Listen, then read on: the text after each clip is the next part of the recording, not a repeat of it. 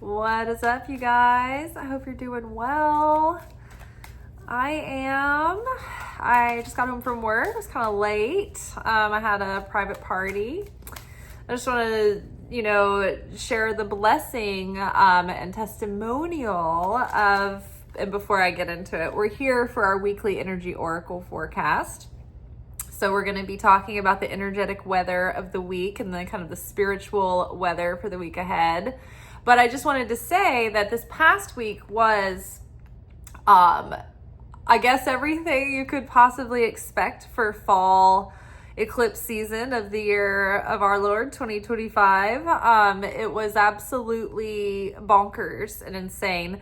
I do have an update about the Prime Minister's wife in Nepal. If you guys don't know about the situation in Nepal, in about a business week, they have overthrown their government and used social media to run a poll and vote for their new prime minister, and the military officialized it. Now, that is like the fastest telling of that story.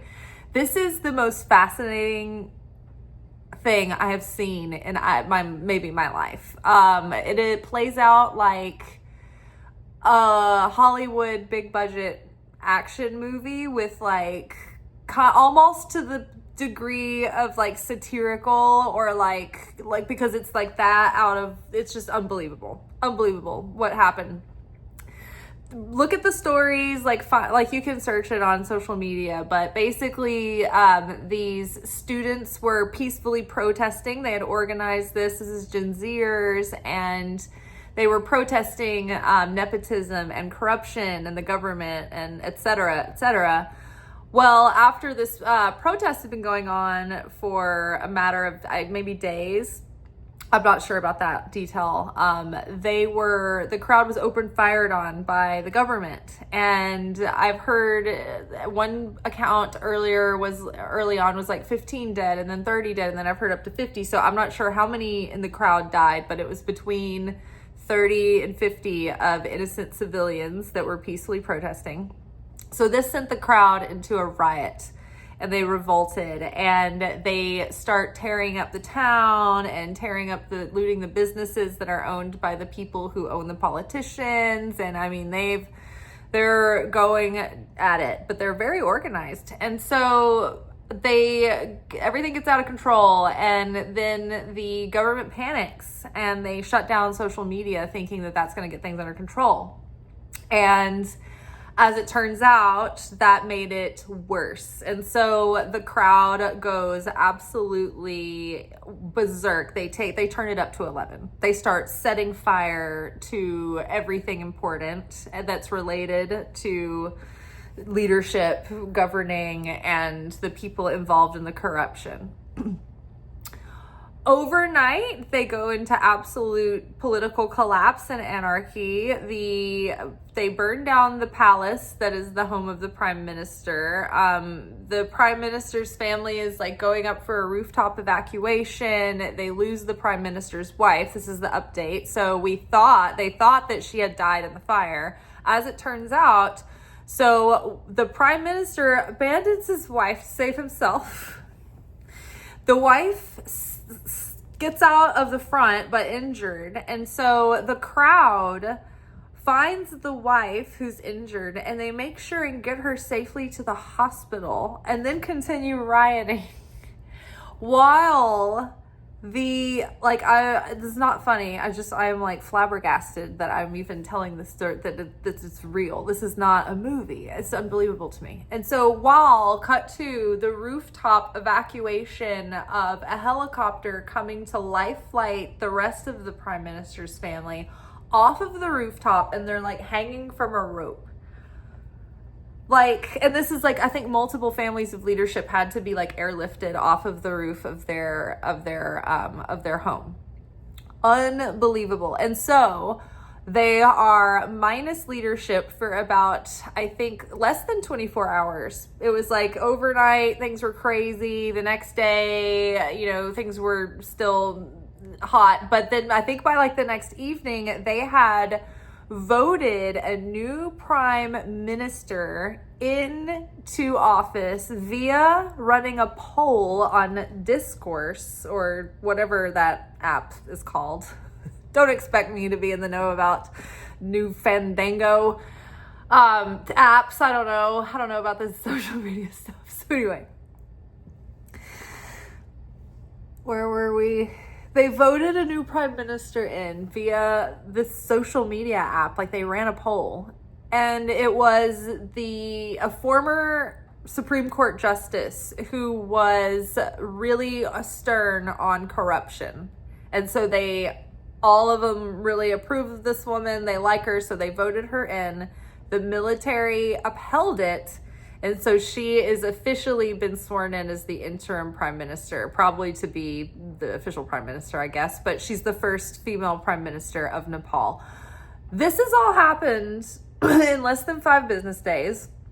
And so the next day after the riots and after the vote and everything was all settled, everyone in the city, or the area, all the rioters, everybody that was responsible, went out, cleaned up the city, rebuilt everything that they broke, and went and tracked down everything that was stolen and brought it back to the owners and held the people accountable.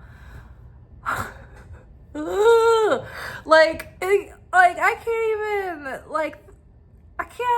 still trying to process everything.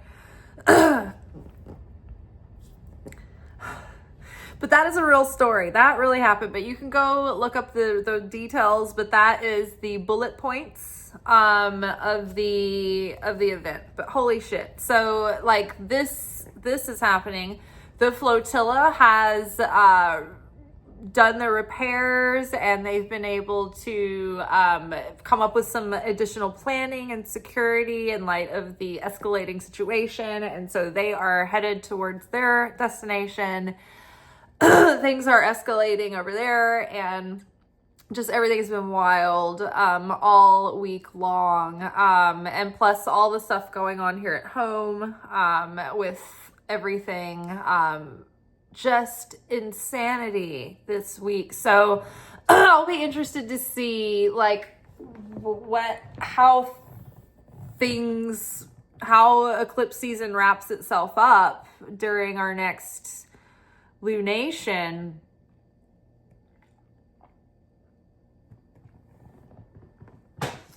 So yeah, or did we just I'm like losing track of like, did we already have the new moon, the full moon? Like which is the next eclipse? Did we have both eclipses? Are we done? I don't know. Everything has been, I've lost my bearings in time and space.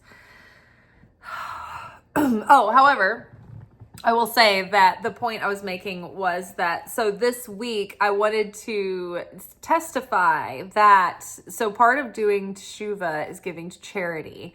And I have been trying to be more disciplined about tithing over the last few months. I had, a kind of a revelation recently about me expecting people to tip me properly, but like I was like, oh my God, am I tipping God properly? Like, am I giving God God's own money back to like help his people, her people, their people, So I have been trying to do more tithing, and one of the lessons of my Kabbalah class that I happened to watch this week was, an example of when you do something to reveal light, and then the light is concealed, and it stretches your faith. And it's like when you first start a vitamin and it feels really good all of a sudden, and you get a sudden surge of energy and good effects, and then all of a sudden it just sort of like gets into your system again and you level out, and then it builds up over time again.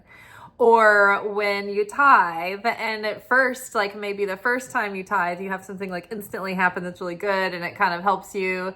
It makes you feel safe, and then you do it again and again, and then you're like, oh my God, like I've had unexpected bills come up, and then it starts getting harder where you have to really put some skin in the game and stretch your faith. So that's how it's been this week, because I have been watching the people trying to evacuate overseas, and, some of them just can't get out of the danger zone and go where they're supposed to go because they don't logistically have a way to do it because of the infrastructures and stuff just collapsing. And so they need quick cash. And so just donating to big organizations isn't really helping them because the aid's not getting through right now anyway, in most cases. And so they really just need money. And then wherever they are able to get aid, it's basically booby trapped. It's like they're being shot at and things while they're trying to get the aid. So in order to even be helpful to anyone in this scenario, you kind of just have to give to these GoFundMes and to their accounts and links that they have in their own personal social medias in order to like give them money so that they can move and they can rent a truck or whatever. They're still like renting, and economy is still going on. It's just that there's no systems. And so everything is skyrocketed, and getting cash costs so much in the exchange, and so it's very hard right now. And a lot of them can't have jobs because everything's crumbled and everything's completely like they're in the middle of a war, right? But like they still have to be expected to like pay for their own like annexation. It's crazy. And so just trying to throw my tithe and then some and more that way, and to the point where it's pushing me out of my comfort zone. And that's when it's really revealing miracles, when it's not coming easy to you, but when it's coming to, when it's hard and it makes you a little nervous. And so this has made me a bit nervous financially, but I've just been able to witness the fact that it feels a little bit uncomfortable, but it's not nearly as uncomfortable as they are, so that's urgent. That's more important. I'll be okay. And just feeling grateful for the opportunity to be able to do that. And not a shift has gone by this week that I haven't gone to work and made more than average every day. And so it's like when you can trust that God is going to take care of you, and you put yourself out and you take a leap of faith to do the right thing, to do the act of sharing, to obey what you think God wants you to do the best you can discern, that the net will be there. That even though sometimes the light is concealed, so that you like, so that it feels like you're having to be brave, even though like God knows you'll be okay, but you don't know for sure. And so you're earning more light, you're stretching yourself, you're strengthening your own courage and faith. And so sometimes there's like a veil over the situation to make things look bleaker for you, so that when you do the act of sharing, it doesn't come as easily. But because of that, it gives you more light, that you're being like more miraculous energies being released through that, right?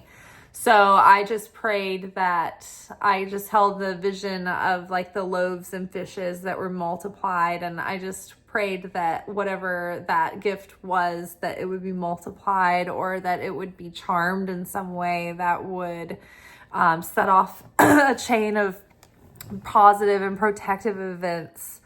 So anyway, I just wanted to tell you guys that, because I like to use myself as an example.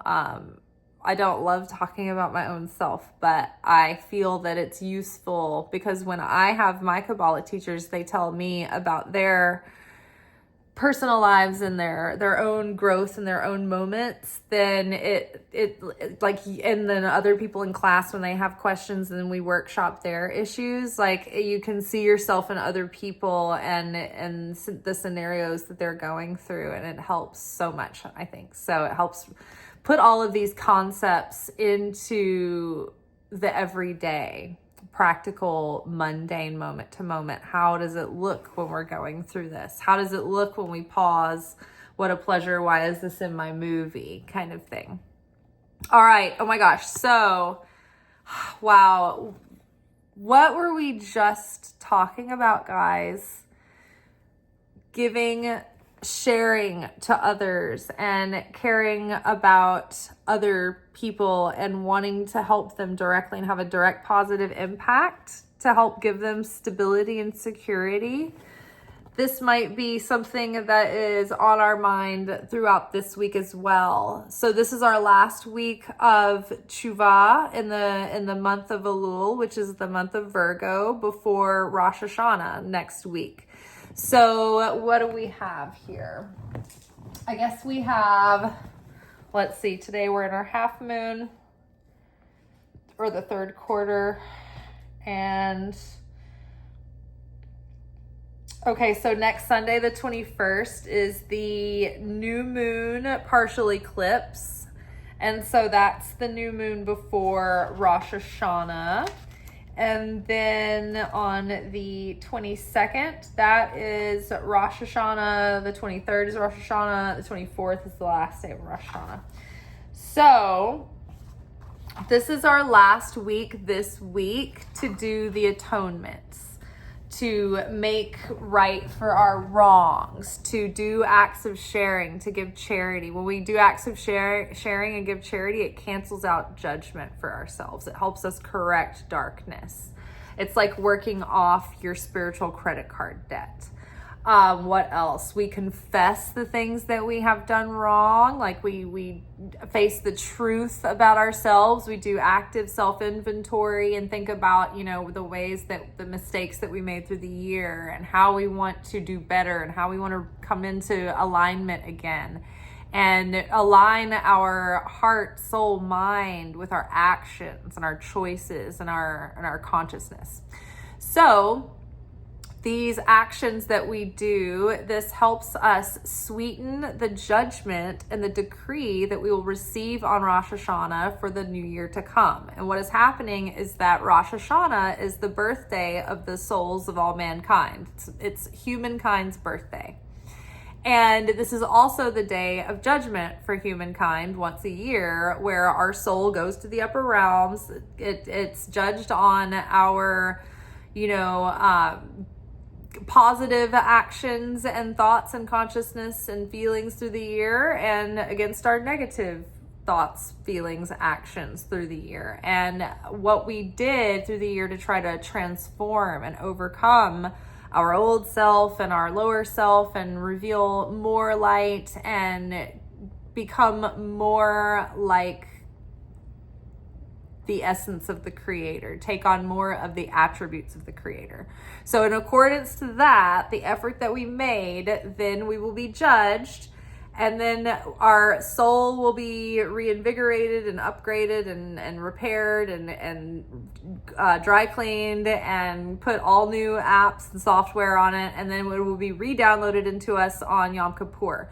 But whilst it's in its state of judgment, the decree is basically the year that we're going to have the next year. It's the first draft of the script that is written for the movie for us for the year of 2026, spiritual year of 2026.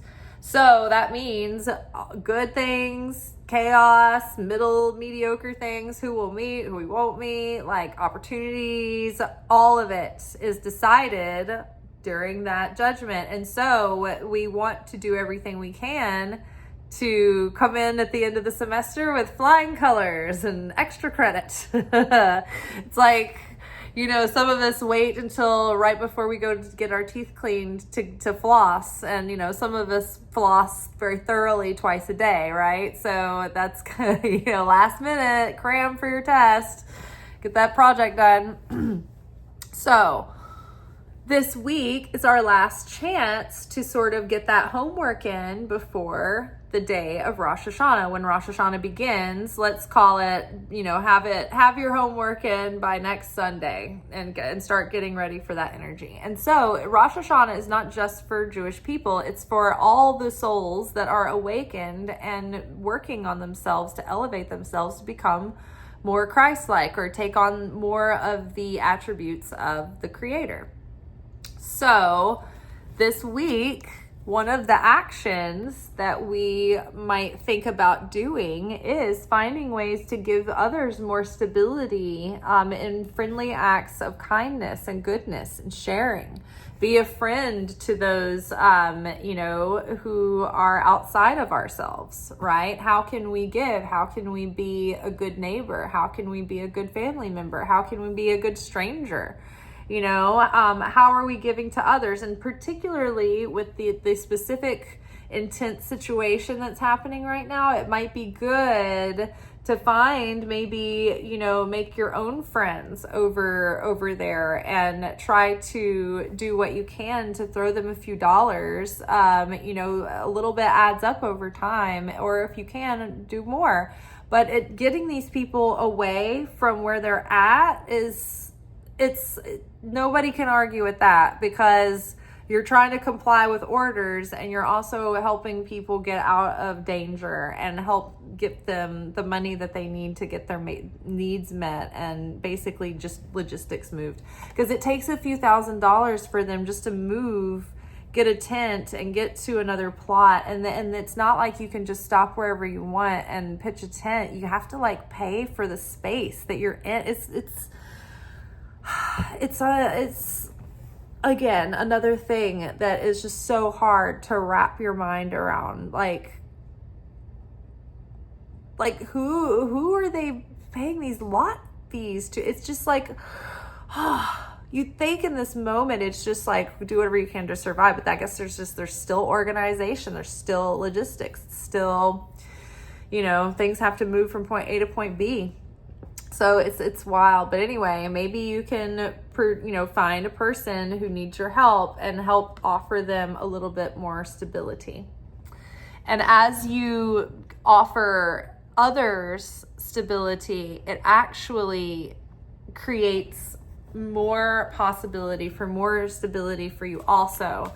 But the irony is that the scareder you are, it's not brave if you're not scared.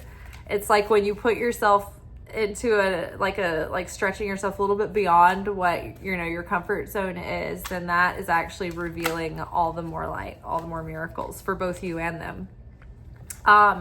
Okay, inner vision. So, the crown chakra. So divine inspiration. So the light through the high holidays is coming to, imagine you can see it and pretend it's my lamp back there. So all through the holidays, the light is coming down into the crown chakra, right? And it starts gradually, and then it gets greater in intensity through Rosh Hashana, and then the days between Rosh Hashana and Yom Kippur, and then between Yom Kippur and on through Sukkot into Simchat Torah. There's a night where you stay up all night and read the Torah at the end. It's the grand finale. But even until then, just imagine that light is already coming in. It's already this divine inspiration, right? On the 6th day of creation is when man was created, and that's the same day that Rosh Hashana is related to, the 6th day of the week. And I'm not saying it necessarily falls on the 6th day of the week, because it moves around according to the calendar, but it represents that. That was the day that it occurred on. And so on this day, the Creator breathed life into mankind and breathed the soul into the man through the breath of life. And so it's this divine inspiration that God gives us that brings us into animation, and that light is what we connect to every year at this time, that reinvigorates our soul, that gives us that that death and resurrection, there where we come back renewed with a new soul and a new year ahead. So the more we are aware and conscious, the more strong and consistent and sustained our connection is with the Creator. So just keep that in your mind as you think about that light coming in. Some people will put a covering over their head as an act of restriction.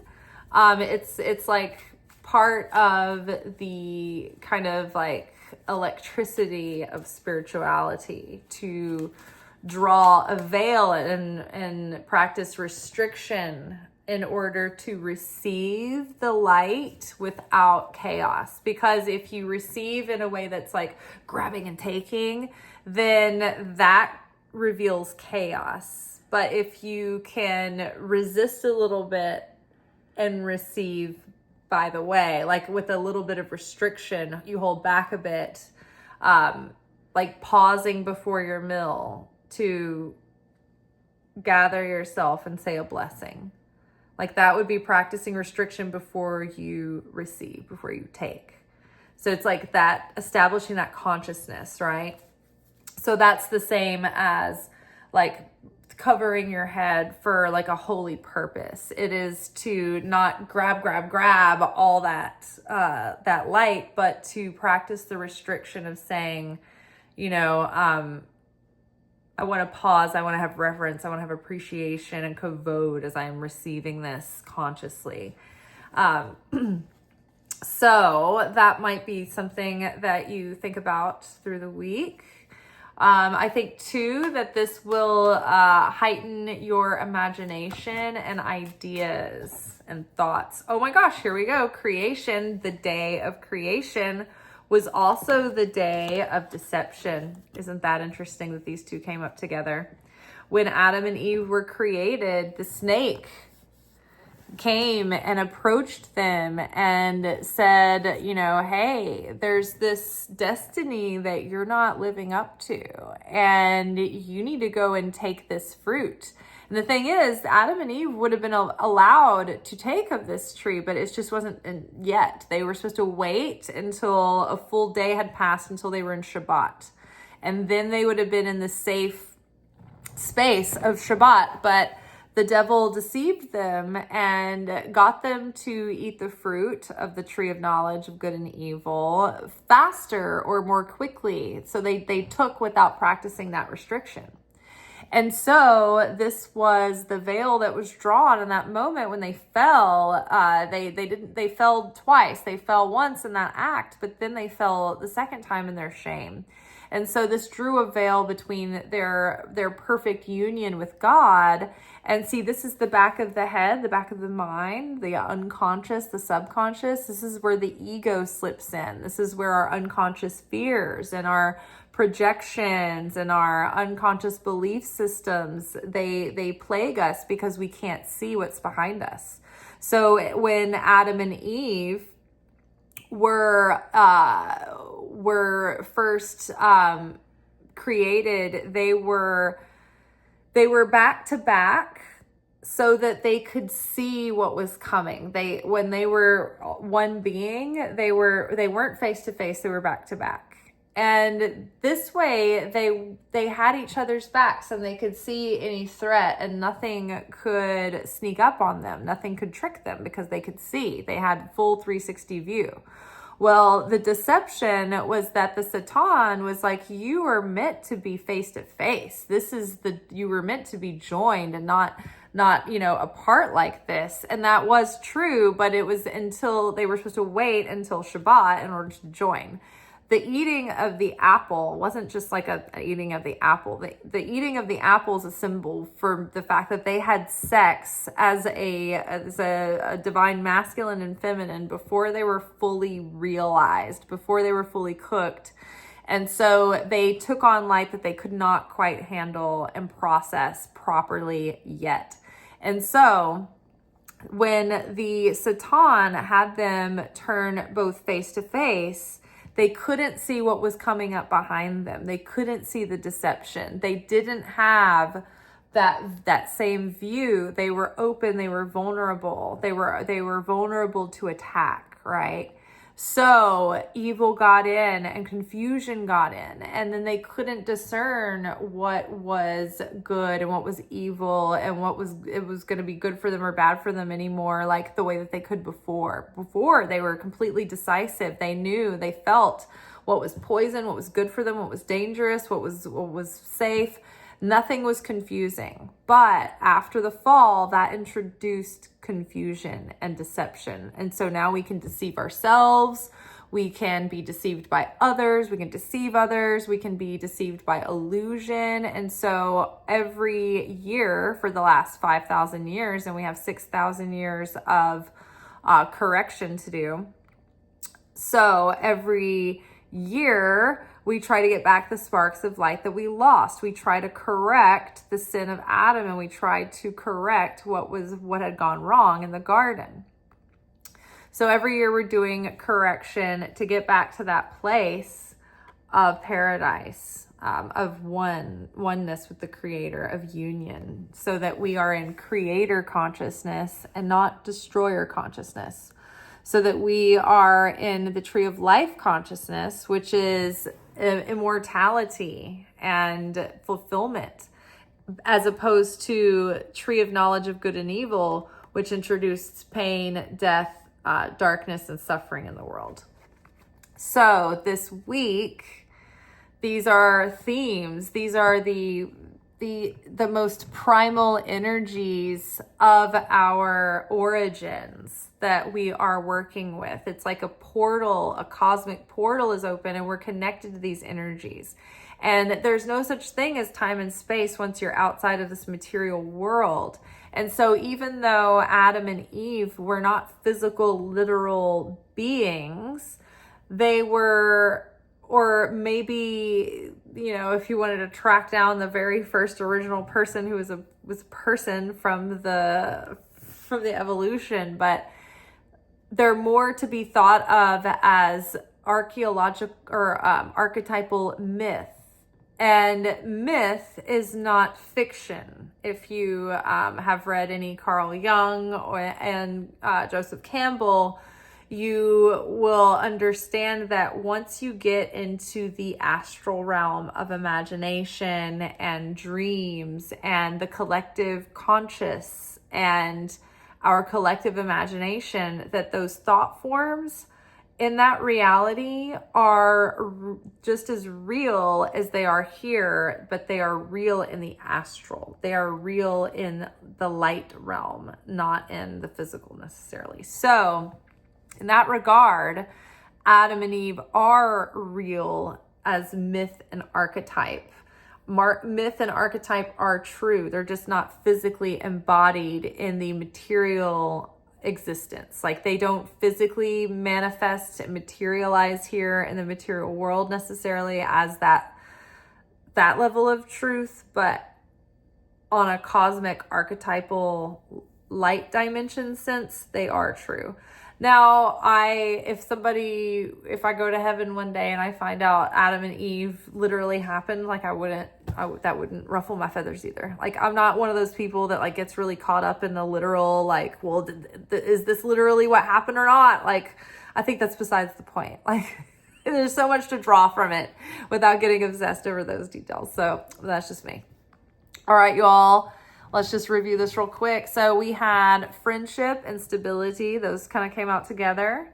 And that is very tied into what we were talking about with Teshuvah, doing charity, doing acts of sharing, especially stretching yourself beyond what maybe is easy or comfortable. That counts even more for you. It's like it gives you an A+ instead of just like a B, right?